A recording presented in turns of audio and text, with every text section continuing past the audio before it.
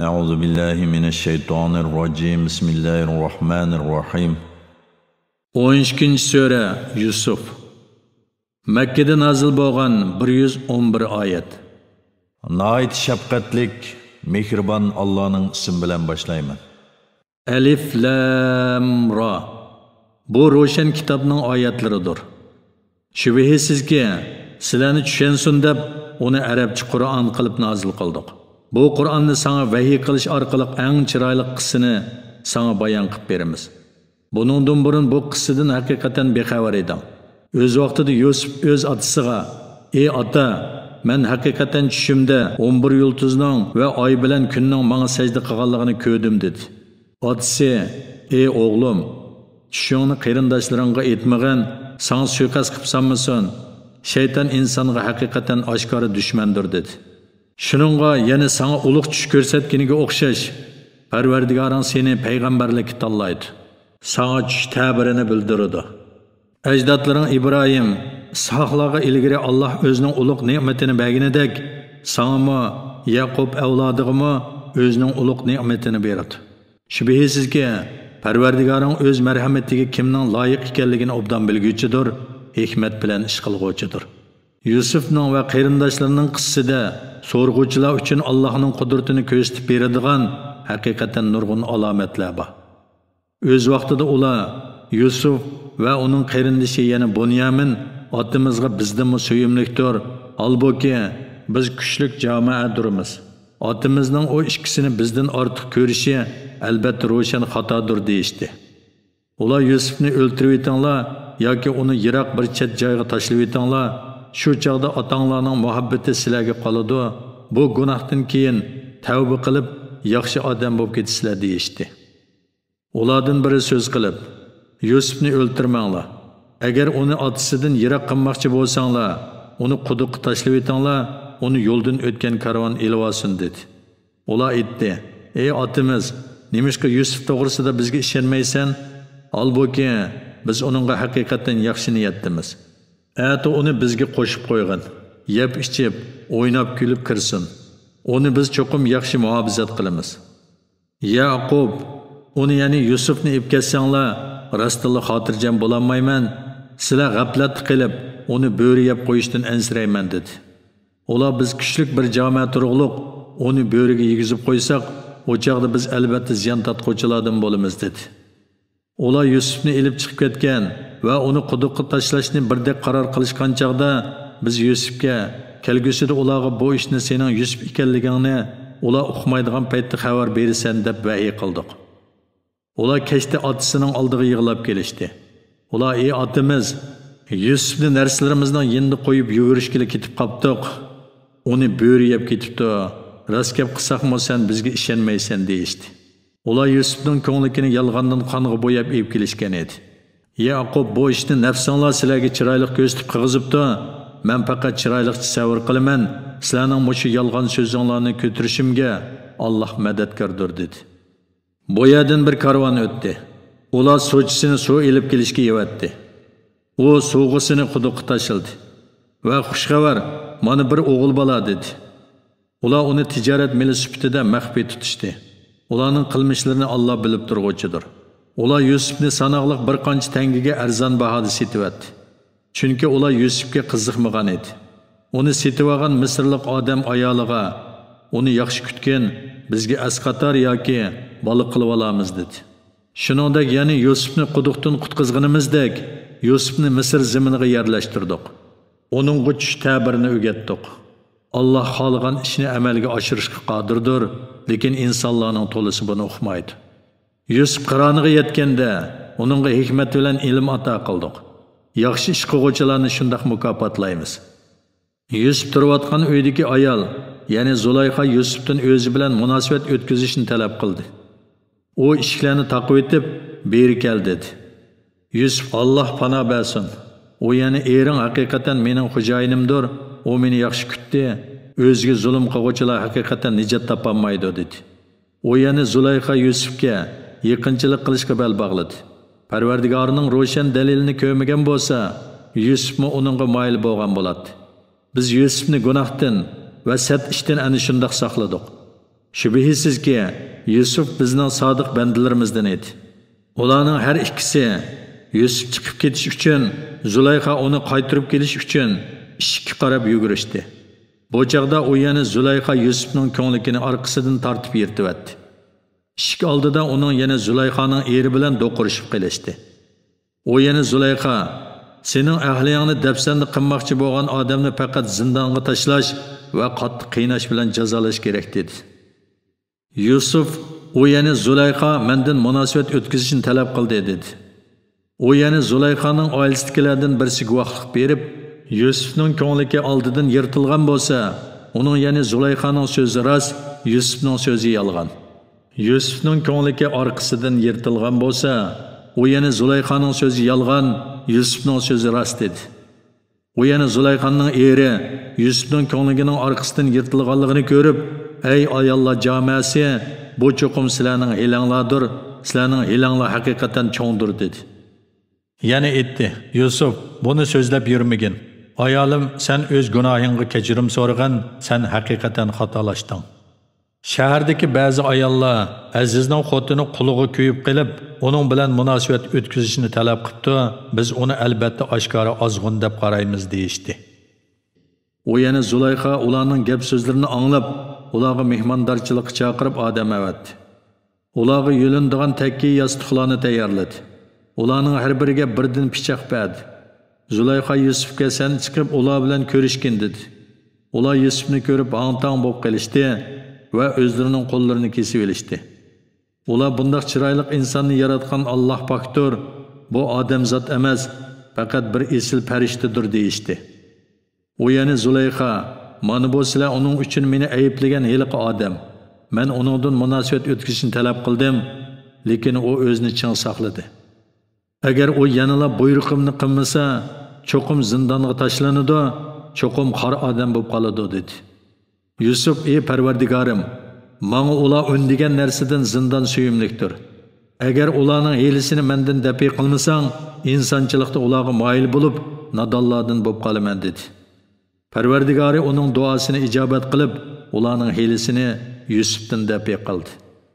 Allah iltijo qiluvchilarning duosini haqiqatan anglab turg'uchidir, ularning ahvolini bilib turg'uchidir. Ondan ular Yusufning begunoh ekanligiga doir paketlarni bergandan keyin uni bir mahal qamab qo'yishni loyiq topdi. Zindonga Yusuf bilan ikki yigit birga kirgan edi. Ularning biri men tushimda o'zimni haqiqatan uzumdan aroq siqayotganini ko'ribdiman dedi. Ikkinchisi men tushimda o'zimni haqiqatan beshimda non ko'tarib turgan, nonni qushlar yeyotgan ko'ribdiman. Ta'birni bizga aytib bersang, biz seni haqiqatan yaxshilik qiluvchilardan, ya'ni tushki ta'bir bera oladiganlardan deb qaraymiz dedi.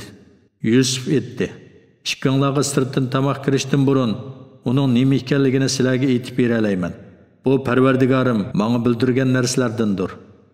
Shubhisizki, men Allohga ishonmaydigan, oxiratni inkor qiladigan qavmning dinini tashladim.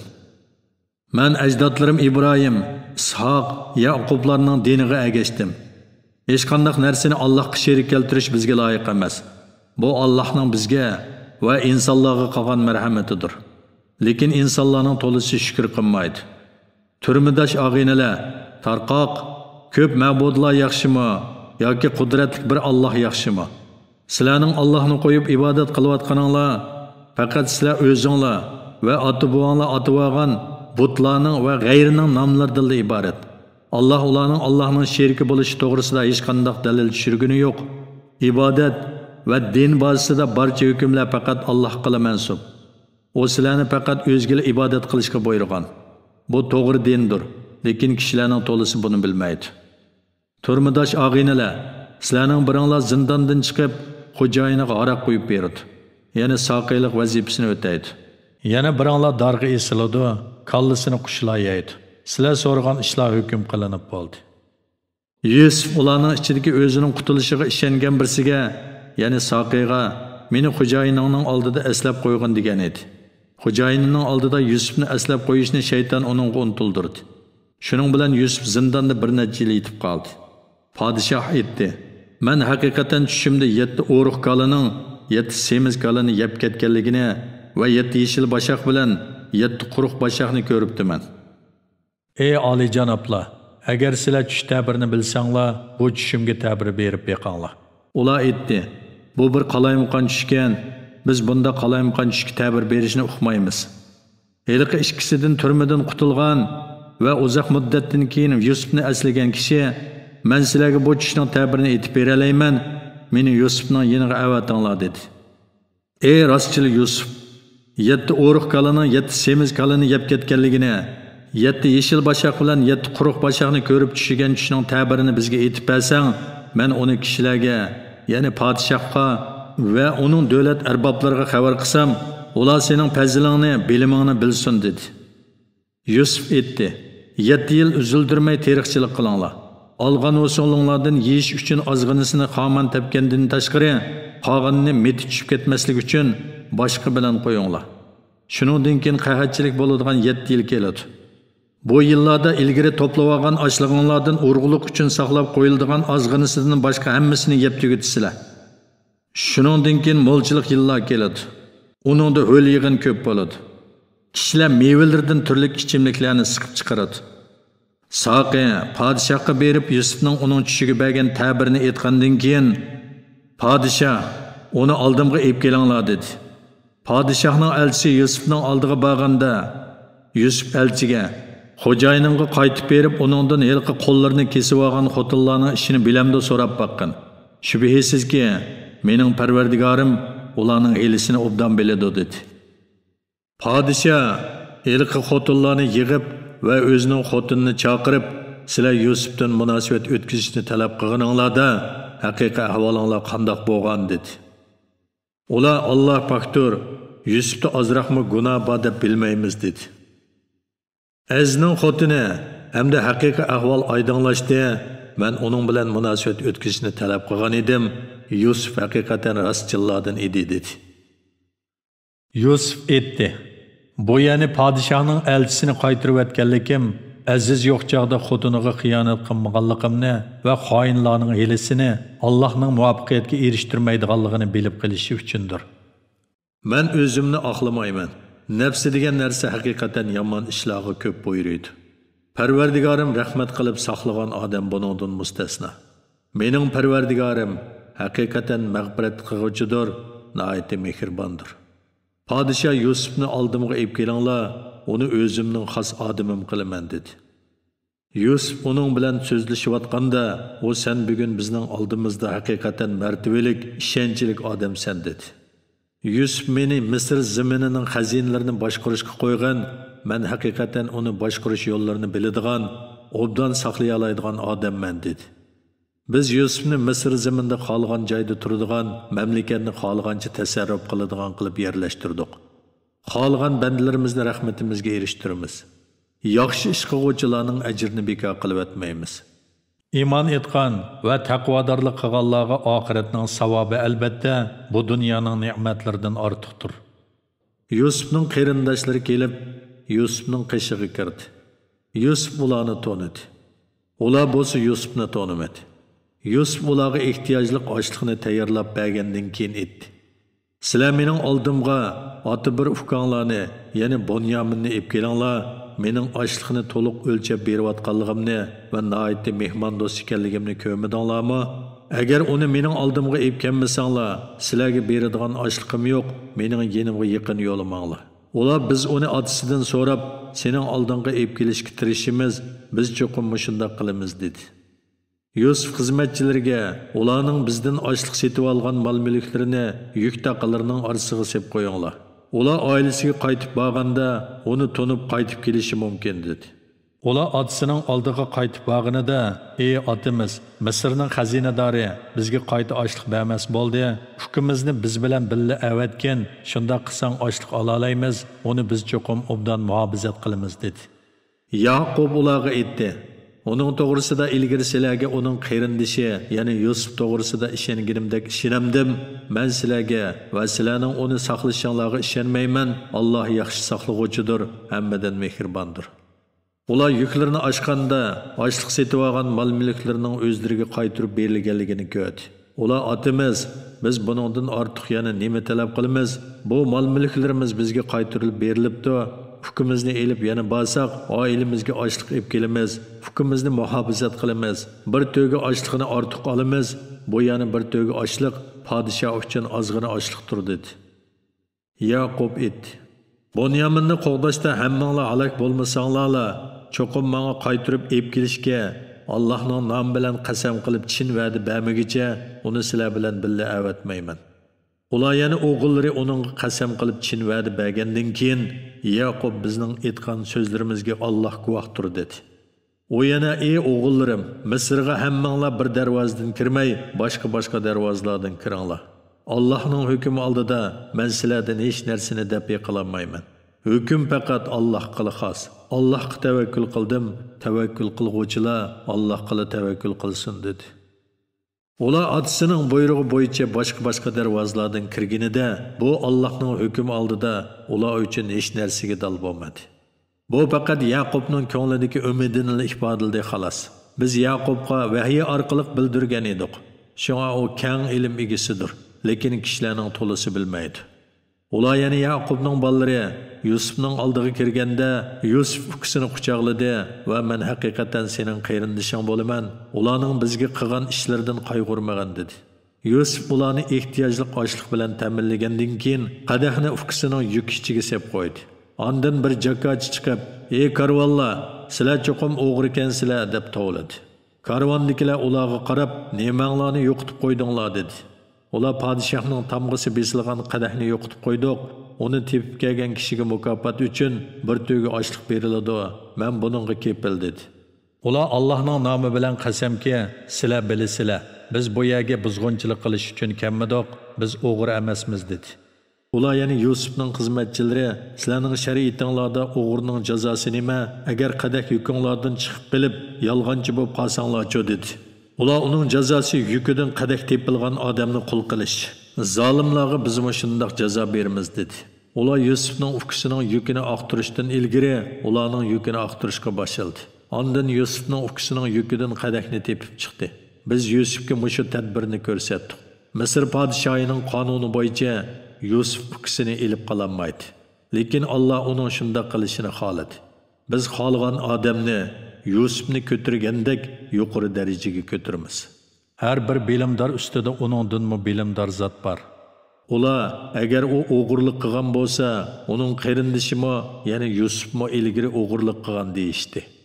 Yusuf ularning bu so'zini ichida bildi, lekin ularga ma'lum qilmadi. Yusuf ichida: "Sizlarning mavqeinglar eng yomondir.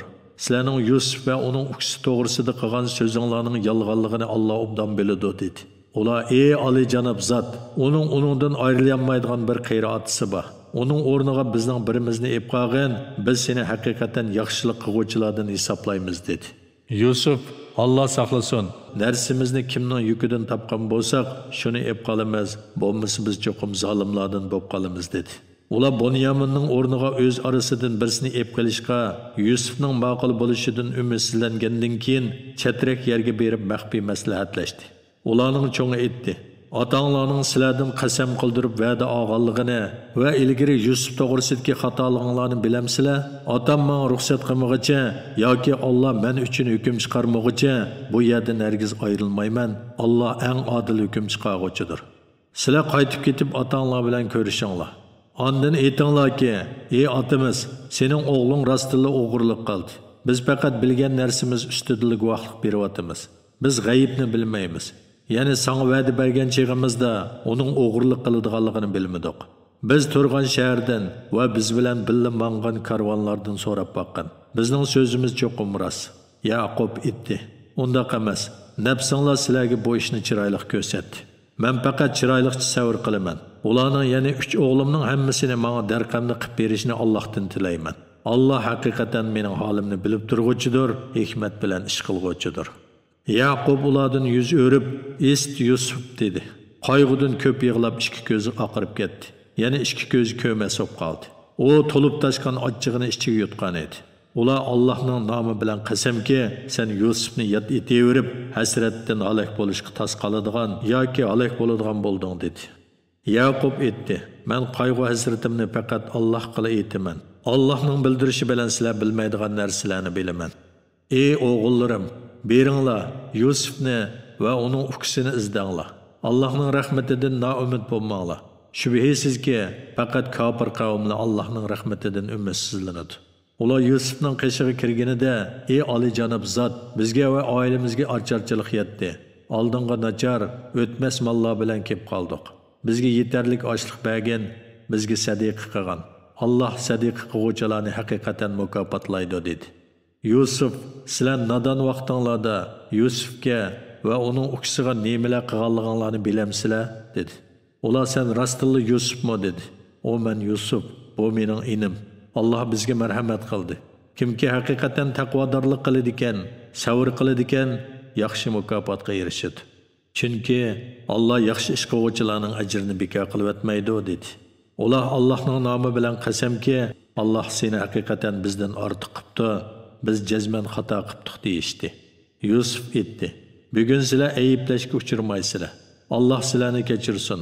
Allah eng marhamatli zotdir. Sizlar mening bu ko'nglimni elib berib, otamning yuziga tashlanglar. Ko'zi ichiladi. Bütün oilangdagilarni elib, mening yenimga kelinglar" dedi. Karvon qo'zg'algan chaqda ularning otasi "Men cho'qim Yusufning hidini eliyapman. Sizlar meni oljib qolgan demaydigan bo'lsanglar, Yusufni albatta hayotda aytdim" dedi.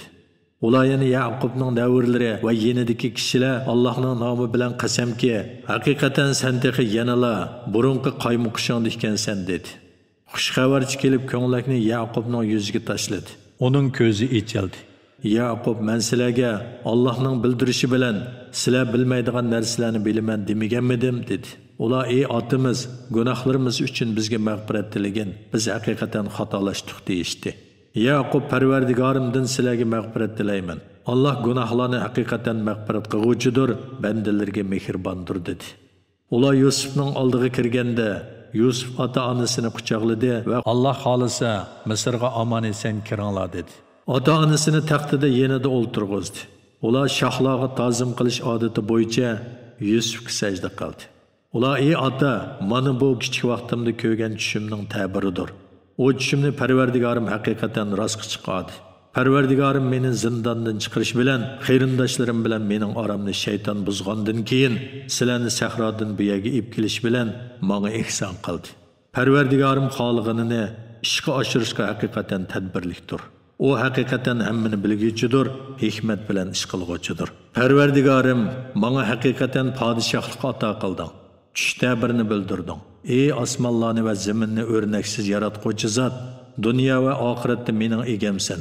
Meni musulmon petimchi qabz ruh qilgan, meni yaxshi bandalar qatorida qilgan dedi. Mana bular, ya'ni Yusuf qissasi bir qism g'ayib xabarlar bo'lib, biz uni sana vahiy qildik. Ular yana Yusufning qarindoshlari uningga qarshi chora tadbir tuzib, bir qarorga kelishganda sen ularning yenida yo'q eding. Sen gerçek kishilarning iymon etishiga eris bo'lsangmi, lekin ularning to'lisi iymon etmaydi. Qur'onni tabliğ qilganligingga ulardan hech qanday ajr talab qilmaysan. Qur'on faqat jahon ahli uchun vaz nasihatdir. Osmonlarda va zaminda Allohning qudratining nurg'un alomatlari borki, ular uning yenidan diqqat qilmasdan o'tib ketadi. Ularning to'lisi Allohga sherik keltirib turib ishinadi. Ya'ni Allohni yaratquvchi, rizq berguvchi deb iqror qilish bilan billa boshqa narsalarga cho'qinadi. Ular Allohning azobidan, birat jazoning o'zlariga tushishidan yoki ular sezmasdan qiyomatning tuyuqsiz yetib kelishidan amin bo'ldimi? Aytqinki, bu mening yo'limdir. Kishilarni Allohga da'vat qilaman. Men va menga ergashganlar ro'shan dalilga asoslanamiz. Alloh pokdir, men mushriklardan emasman. Biz sendan ilgari faqat shahar aholisidan bo'lgan erlarni payg'ambar qilib, ularga vahiy qildik. Ular yana payg'ambarlarga chin bitmaguvchilar, yer yuzida sayr qilib yurib, o'zlaridan ilgirkilarning oqibatining qanday bo'lganligini ko'zatmadimi? Oxirat yurti taqvodorlik qilganlar uchun albatta yaxshidir. Sizlar tushunmamsizlar? Hatto payg'ambarlar qavmining iymon etishidan umidsizlangan va qavmi tarafidan yolg'onga chiqarilganligiga jazm qilgan chaqda ularga bizning yordamimiz yetib keldi. Biz qolgan odamlarni qutqizdik. Bizning azobimiz gunohkor qavmdan qaytarilmaydi. Ularning qissasidan aql egilari albatta ibrat oladi. Qur'on yolg'ondan to'qilgan so'z emas, lekin u o'zidan ilgari nozil bo'lgan samoviy kitoblarni tasdiq qilguvchidir. Hamma narsani inchiki bayon qilguvchidir. iymon etadigan qavm uchun hidoyatdir va rahmatdir.